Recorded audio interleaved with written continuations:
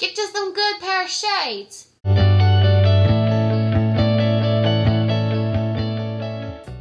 Hey, congratulations on your new job, but say goodbye to the sun. Go ahead, turn around, look out the window, say goodbye. Goodbye. Hey y'all, welcome back to my channel. My name is Lauren and I'm here today to bring you a video on how to give you some tips on how to survive your new job, or hey, you've been working the night shift for a while but you've been kind of, you don't know what to do, so to help make your experience better. So I'm here to help you survive working the night shift. Don't get me wrong, I'm totally blessed to have a job, especially one that works around my school schedule, but I'm just trying to find tips and tricks that help you make the most of your 24-hour time span from the time you wake up, you go to work, you come home, and you do what you gotta do. If you don't do 12 hours, you do 8, kudos to you, because you have that extra 4 hours versus those out there that have, 12-hour jobs. It's just hard. So I've been doing this for several years now, and the more I've been doing it, the more I've been learning and how to make the most of my 24 hours, okay? Tip number 1, have excellent time management. Whether you have school, work, kids, whatever it may be, you need to time this out to where you have the maximum amount of sleep during the day. What I like to use is an actual planner. Like, I know a lot of people like to use your cell phones and go ahead and get on that calendar and put their information there, but I don't know. The cell phone just doesn't do it for me. I like actual planners. I like to decorate. Like, if I have something going on, I'm like, hey, what day is that coming up on? It's on here. So, everything from my school to, like, YouTube videos. Part number 2 is getting plenty of sleep, which goes in with your time management. So, after you get off work, you need to find how much time I need to spend at the gym, how much time it takes me to get up and get ready for work, or come home and like wind down, and then the commute to work. And then you have to figure out how much time sleep you need to get. So you need to get about 8 hours of sleep. Usually it's what they say, all the researchers and scientists say you need to get about 8 hours of sleep a day. But I know the struggle. I'm a full-time student. I'm a full-time employee, and now adding YouTube on my list of things that I do, And also coordinating with time management is tip number 3. It's eating right, okay? Because you don't want to go eat fast food every day whenever you are on the way to work. Oh, it's just so easy. I can just stop by like a Wendy's or a McDonald's and just grab something on the way to work. Yeah, that sounds like very nice and all, but in the long term, you're going to gain a lot of weight. And, you're going to spend so much money doing that versus, just cooking something on your day off, which is what I like to do. On my days off, what I found to be really helpful is to go ahead and meal prep. And, I will cook either one huge meal or separate meals. Actually, I found it a lot easier and less time-consuming if I cook one huge meal, say it's chicken and, broccoli and whatever other vegetable I want to add in there. So I'll cook, instead of just one chicken breast, I'll cook 4 or 5 of them, depending on how many nights I gotta work. And once I get all that cooked up, I have Tupperware, and go ahead and separate them in your Tupperware for Monday, Tuesday, Wednesday, Thursday, or Monday, Wednesday, Friday, depending on your work schedule. But don't go too far ahead. Don't get over a week ahead of yourself, because then the food's not gonna be good anymore.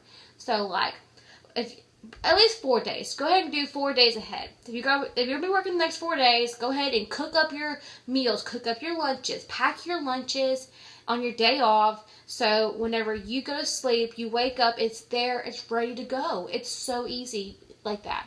And you're saving yourself so much money and calories, because working the night shift, it's going to throw your body off, because your body is used to being up during the day.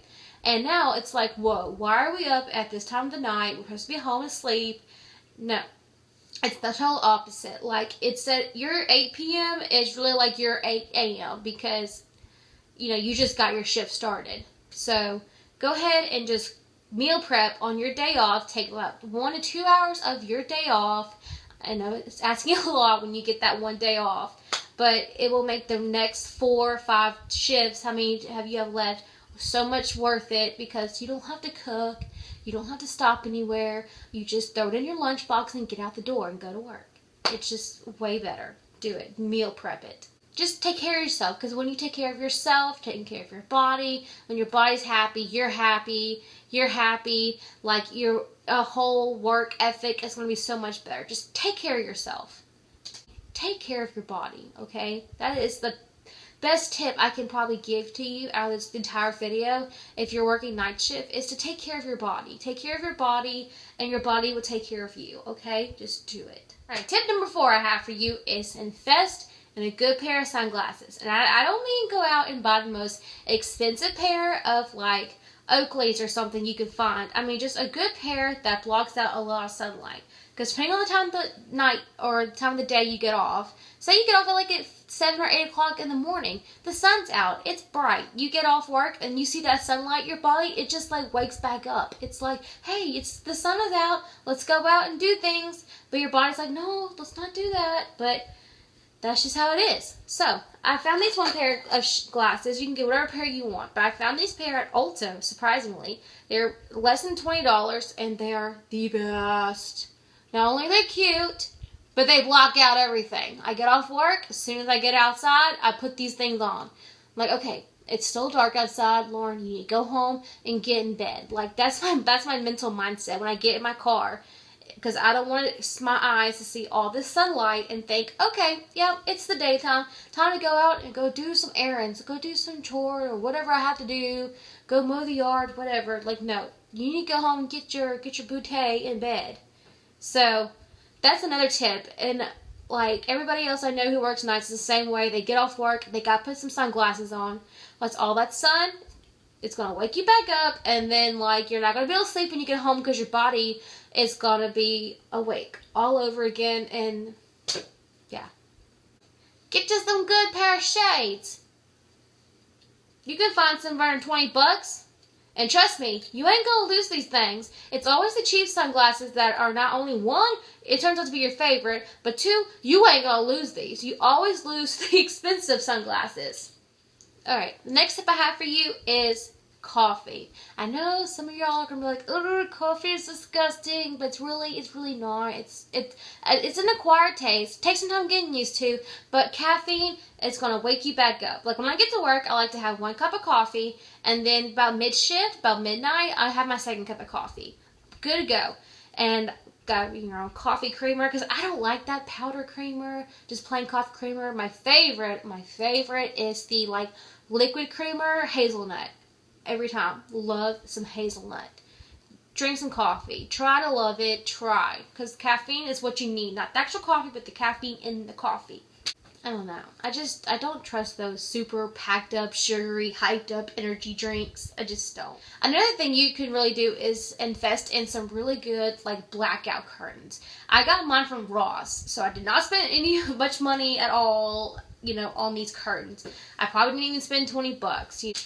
And another tip is like in your living room. So I have the blackout curtains in my bedroom. In my living room, it's so bright. I get home, it's like bright as can be because like the sun rises on the side of my house where the windows are in the living room. So we end up putting curtains over the windows in my living room. Still too bright. Like what the heck? Turns out more light was coming in from the back door where the living room is. And it has blinds over it. So instead of getting dark out blinds, because in my opinion they're really ugly. I don't like them. Blackout blinds are ugly. Please, somebody come out with some better looking blackout blinds.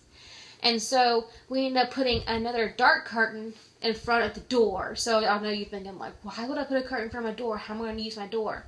So we put a curtain rod over the door and the actual curtain. And so whenever we have guests over or we want to use the back door, we just like slide the curtain over and then the door's functional. And it really cut out a lot of the light. So when I come home, it's dark.